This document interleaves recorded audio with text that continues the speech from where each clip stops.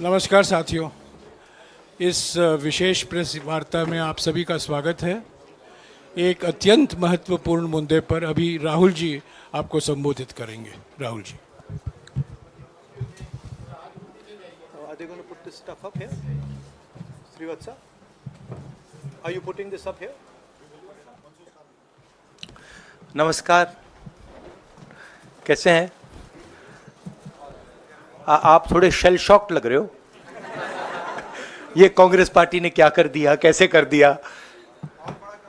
हाँ, अच्छा एसी के कारण है ये। अच्छा, ज़्यादा लोग आ गए। ओके। नहीं, देखिए, आज हम बड़ी इम्पोर्टेंट चीज़ के बारे में आपको कहना चाहते हैं। पहली बार हमने नोट किया कि चुनाव के समय प्रधानमंत्री ने, होम मिनिस्टर ने और फाइनेंस मिनिस्टर ने स्टॉक मार्केट पर टिप्पणी दी। प्रधानमंत्री ने 2-3 बार, 4 बार देश को कहा कि स्टॉक मार्केट तेजी से आगे बढ़ने जा रही है। होम मिनिस्टर ने सीधा कहा कि 4 जून को स्टॉक मार्केट आसमान में जाएगी, लोगों को खरीदना चाहिए। और यही मैसेज फाइनेंस मिनिस्टर ने दिया। फर्स्ट, ये आज थोड़ा हम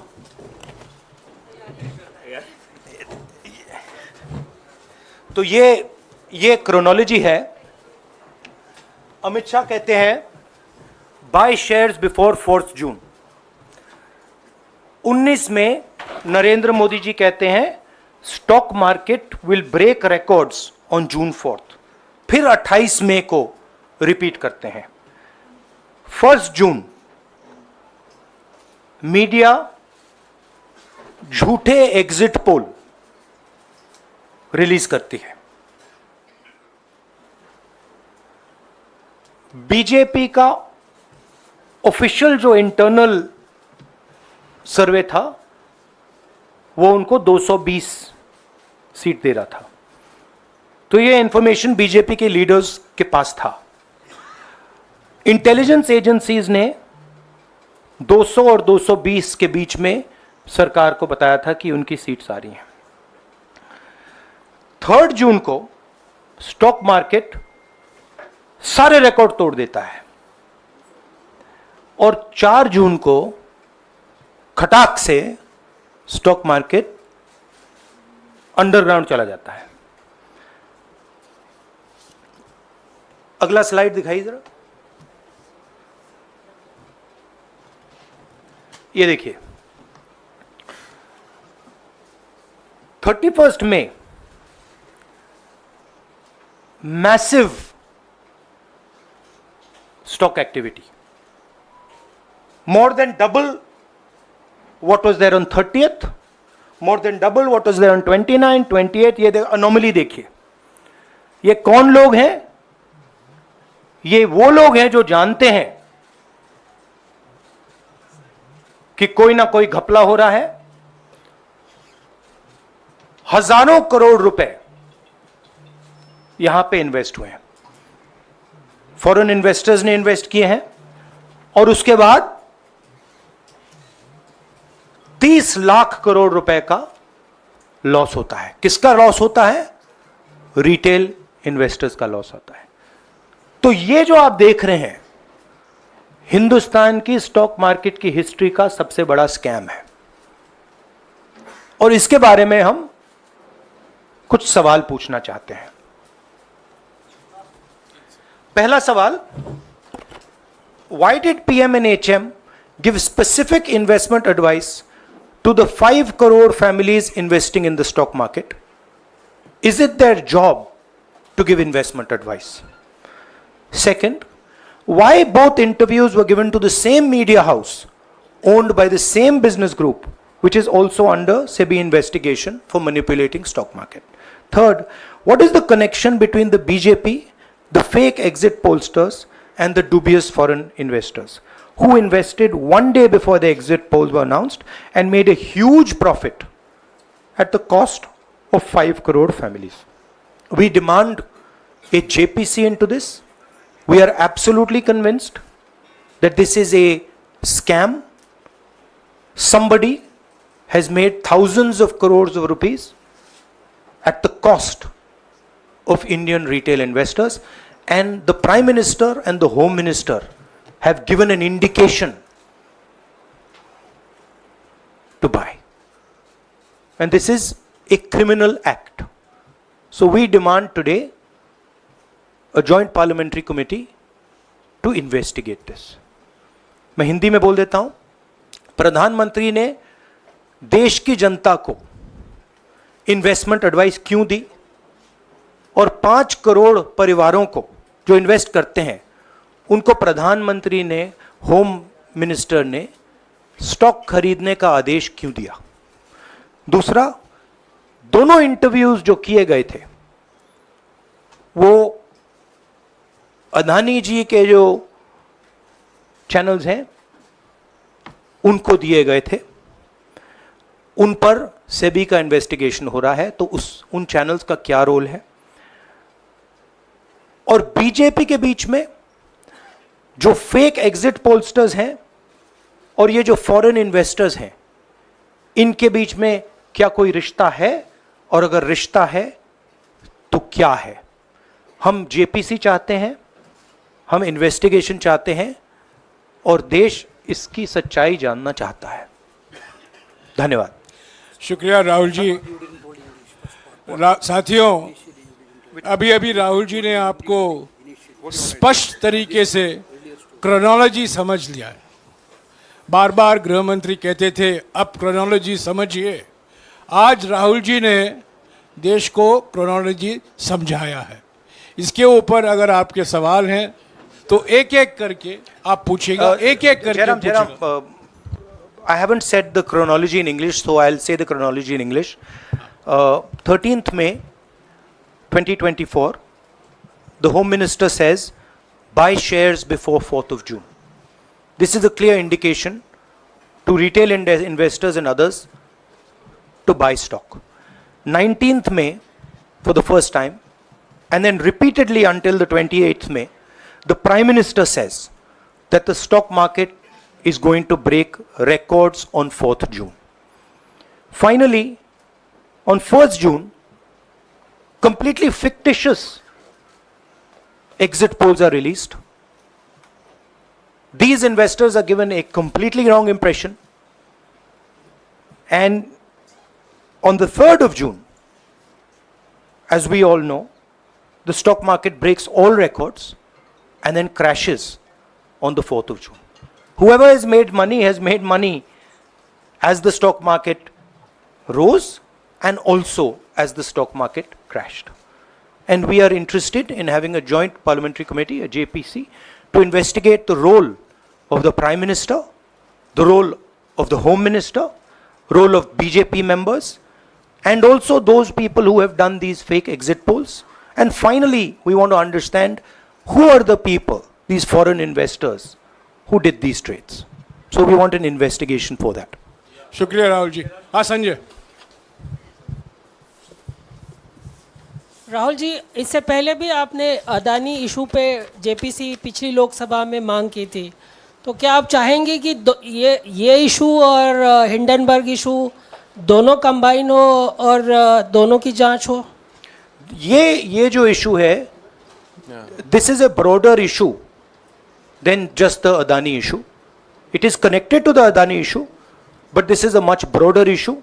This is directly the Prime Minister of India, Home Minister, who are privy to data on actual election results, who have IB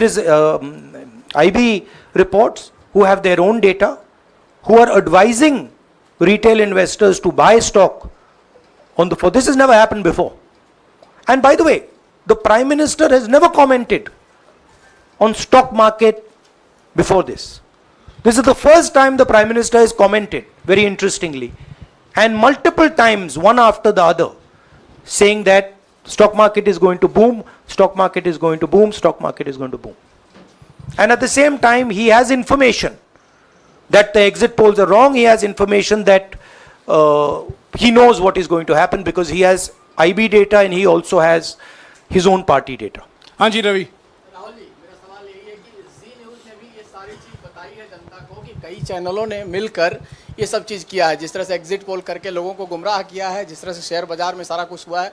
ji news ने भी इस मामले को उठाया है और बताया है, और आपके कहने का सीधा अर्थ है कि अडानी को इसका फायदा उठाने के लिए किया गया है? नहीं, मेरा कहने का ये अर्थ है कि उसमें अदानी इन्वॉल्व हो सकता है, मगर ये अदानी से बहुत बड़ी चीज़ है। इसमें बीजेपी के सबसे बड़े नेताओं ने कहा है, रिटेल इन्वेस्टर्स को मैसेज दिया है कि आपको स्टॉक खरीदना चाहिए।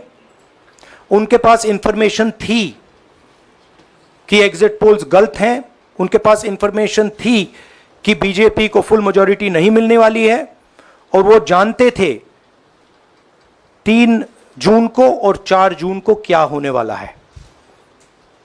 कितने का 30 लाख, कितना 30 लाख करोड़ का नुकसान हुआ है? कितने का? 30 लाख करोड़ रुपए का नुकसान हुआ है और हजारों लाखों करोड़ रुपए का चुने हुए लोगों को फायदा हुआ है। और हम इंक्वायरी चाहते हैं प्रधानमंत्री पर, होम मिनिस्टर पर, जिन्होंने एग्जिट पोल किया उन पर, और ये जो फॉरेन इन्वेस्टर्स हैं उन पर। हाँ शमिन।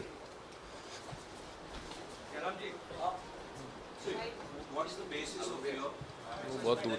30 lakh crore loss of asset. How did you arrive at that figure? Do you want to explain? This is based on the value, market value of all the companies the day before the results came, and the market value of the stock market of all the companies at the end of the day on results. हाँ संजीव, एक minute Sanjeev. Rahul ji, you've talked about, are you alleging the involvement of the Prime Minister and the Home Minister? Yes. And whose money is it? Yes, Are you that, saying that is what I their am money? saying. I am saying that people very high up in the BJP have carried out this scam. I am saying they had partners who carried out these exit polls. We would like to know if these exit polls were actually carried out, if people were actually sent out, and we'd also like to know the methodology of these polls. We'd like to understand who these investors are. We have some sense of who these investors are. So we are not just speaking out of the air.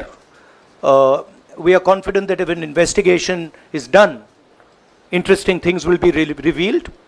And we think the Prime Minister and Home Minister are directly involved in this. हाँ Siddharth. Companies की भी आपको लगता है जांच होनी चाहिए जिनके शेयर बहुत अप गए, जिनके सबसे ज्यादा शेयर खरीदे गए और जिनके शेयर उसके बाद में बीच में बेचे भी गए, तो उन कंपनीज का भी को भी इस दायरे में आना चाहिए, आपको लगता है? हमारा कहना है कि यहाँ पे बड़ा क्लियर है कि स्कैम हुआ है।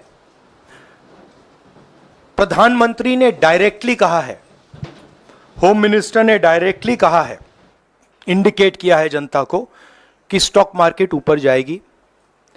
होम मिनिस्टर ने तो साफ कह दिया कि खरीदना चाहिए। और जब प्राइम मिनिस्टर और होम मिनिस्टर और फाइनेंस मिनिस्टर ऐसी बात करते हैं तो उसका रिएक्शन आता है, लोग उसको बिलीव करते हैं। तो बिल्कुल क्लियर है कि इन 3 लोगों ने कहा है। यह भी क्लियर है कि इनको मालूम था कि रिजल्ट 400 का नहीं है, 300 का भी नहीं है। तो ये हम पता लगाना चाहते हैं, उसमें आप जो कह रहे हो वो भी शामिल है। राहुल जी, ब्रह्म प्रकाश दुबे, इंडिया डेली लाइफ से। मेरा सवाल ये है कि जो आपने बताया है इतना बड़ा स्कैम है, पहले भी आपने कई मामले उठाए हैं, जेपीसी की मांग पहले नहीं मांगी गई है, तो क्या आपने कहा ये आपराधिक मामला है, क्या कोर्ट में जाएंगे या पुलिस में शिकायत दर्ज करेंगे, क्योंकि आप कह रहे हैं बहुत बड़ा घोटाला है ये? नहीं भैया, मैंने अभी आपको शिकायत दर्ज करेंगे क्योंकि आप कह रहे हैं बहुत बड़ा घोटाला है ये? नहीं भैया, मैंने अभी आपको बोला हम जेपीसी डिमांड कर रहे हैं, इन्वेस्टिगेशन डिमांड। अगर नहीं मांगते तो पुलिस में, कोर्ट में जाएंगे? जो भी करना है करेंगे, बट हम आपको ये इंफॉर्मेशन दे रहे हैं कि ये जो हुआ है ये नॉर्मल चीज़ नहीं है। इसमें प्रधानमंत्री ने इंडिकेशन दिया है, होम मिनिस्टर ने इंडिकेशन दिया है, फाइनेंस मिनिस्टर ने इंडिकेशन दिया है, अदानी जी के चैनल्स के थ्रू इंटरव्यूज़ किए हैं, और फाइनली लोगों ने इन्वेस्ट किया है, लोगों ने फाइनेंशियल एक्शन लिया है, कंपनीज ने शेयर खरीदे हैं। इसी विषय पर एक मिनट इसी विषय पर, इस स्टॉक मार्केट घोटाले पर ही हम सवाल ले रहे हैं। मौसमी, इसी विषय पर कीजिएगा बस। एक मिनट, आ रहा हूँ यार, एक मिनट। राहुल जी, एक करके आ रहा हूँ यार। राहुल जी, हम लोग ने पहले भी देखा है कि आप लोग ने कई बारी जब सेशन होता है तो सत्ता पक्ष और विपक्ष आमने सामने होता है, जेपीसी की मांग होती है और सेशन पे सेशन वॉश आउट हो जाते हैं और जनता का पैसा वेस्ट होता है। तो क्या आपको ये तो बीजेपी की लाइन है। तो क्या नहीं, मतलब जनता का पैसा के सेशन वाटर, आप ऐसी टी शर्ट ले लो ना एक, मैं आपको दे दूंगा, जरूरत नहीं है, उनका वो सिंबल दे दूंगा आपको, ये उनकी लाइन है। सवाल आपको पसंद नहीं आए वो अलग बात है, पर आपको किसी नहीं, के सवाल मुझे बहुत पसंद आ रहा है। इस तरह से उंगली उठाने की जरूरत नहीं है। आप चेक बहुत अच्छा लग रहा है, बोलिए। बीजेपी का बैच पहनने की आप जरूरत सवाल नहीं। पूछे ना, सवाल नहीं, आपको भी जयराम साहब ये बोलना चाहिए, नहीं, सवाल गलत पूछे, बात है। सवाल पूछे। मेरा बस ये सवाल था कि जेपीसी की मांग पे कई बारी कामकाज ठप हो जाता है, तो क्या आपको लगता है कोई और भी राह आप लोग सड़क की राह इख्तियार कर सकते हैं, क्योंकि ये आम आदमी का पैसा है। ठीक, हम जनता को एक रियलिटी बता रहे हैं कि यहाँ पे क्लियरली एक स्कैम हुआ है। यहाँ पे प्राइम मिनिस्टर ने इंडिकेट किया है, यहाँ पे होम मिनिस्टर ने इंडिकेट किया है, यहाँ पे फाइनेंस मिनिस्टर ने इंडिकेट किया है। नॉर्मली बीजेपी की ये पोजीशन होती है कि जब भी हम कोई मुद्दा उठाते हैं तो हम पार्लियामेंट का टाइम वेस्ट कर रहे हैं। वही पोजीशन आपने अपनाई है, इसलिए मैंने आपसे कहा कि देखिए आप बीजेपी की पोजीशन ले रही हैं। रियलिटी, एक सेकंड, रियलिटी ये है कि हम जेपीसी करवाएंगे। अब ऑपोजिशन में बहुत ज़्यादा ताकत है, बहुत ज़्यादा स्ट्रेंथ है, और पूरा जो पार्लियामेंट की सिचुएशन है वो बदल गई है। हाँ जैनेंद्र, राहुल जी, जेपीसी की मांग जो आपने की है वो तो पार्लियामेंट सेशन में होगी, लेकिन ये जो आम निवेशक हैं देश भर के जिनका 30 लाख करोड़ डूबा है, उनमें कर्नाटक के, तेलंगाना के, हिमाचल के भी लोग होंगे।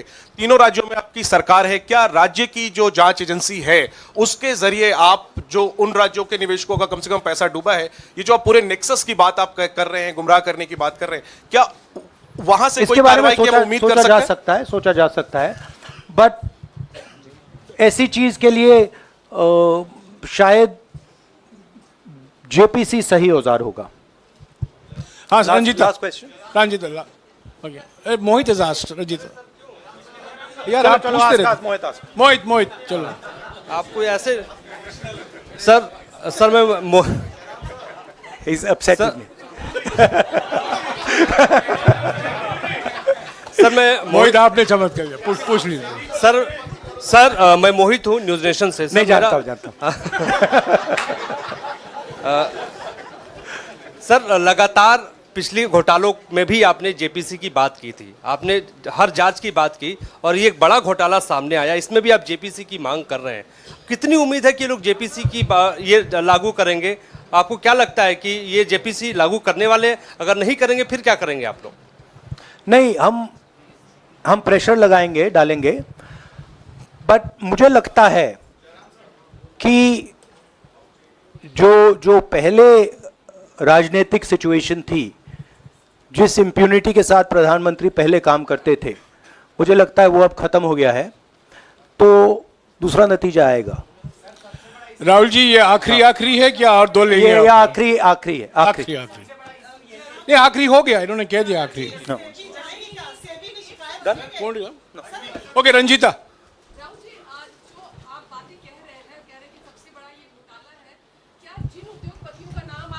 लेते रहे हैं, चुनावी जो रैलियां रही हैं उसमें भी और उसके बाद भी, क्या आप कहना चाहते हैं कि सरकार ने मदद की है उन उद्योगपतियों को और अमीर बनाने में? नहीं, मैं कह रहा हूं, मैं सिर्फ सरकार की बात नहीं कर रहा हूं, मैं दो इंडिविजुअल्स की बात कर रहा हूं। प्रधानमंत्री ने और हिंदुस्तान के सब रिटेल इन्वेस्टर्स जिनको नुकसान हुआ है, मैं आपसे बोल रहा हूं, आपको यह बात समझ आ जाएगी।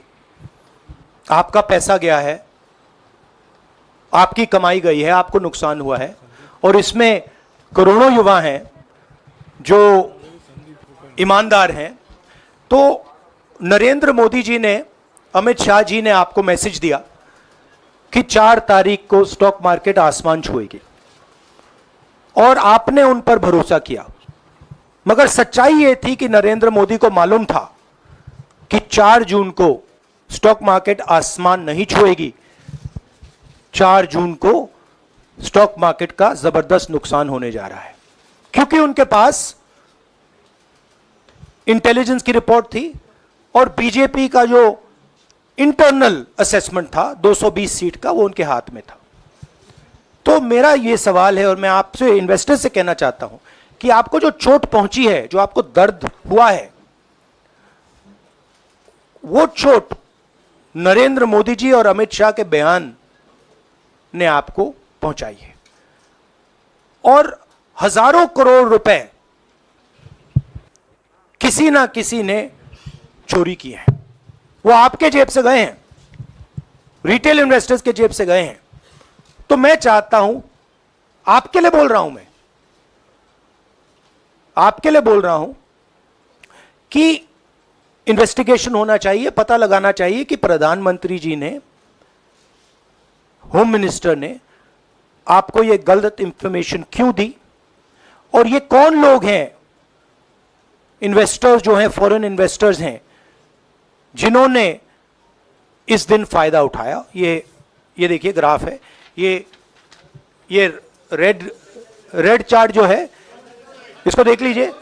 ये नॉर्मल ट्रेडिंग है, ये नॉर्मल ट्रेडिंग है, ये ग्रे वाली नॉर्मल ट्रेडिंग है, और ये जो ट्रेडिंग है ये अबनॉर्मल ट्रेडिंग है, ये 2-3 गुना है, और फिर ये हुआ है नुकसान। तो ये नरेंद्र मोदी जी और अमित शाह से मैं पूछ रहा हूं कि आप में इसमें आपका क्या रोल था, और रिटेल इन्वेस्टर्स के लिए पूछ रहा हूं, आपकी मदद के लिए, आपकी मदद करने के लिए पूछ रहा हूं, और इन्वेस्टिगेशन होगा तो आपके लिए होगा। धन्यवाद, शुक्रिया। Thank you.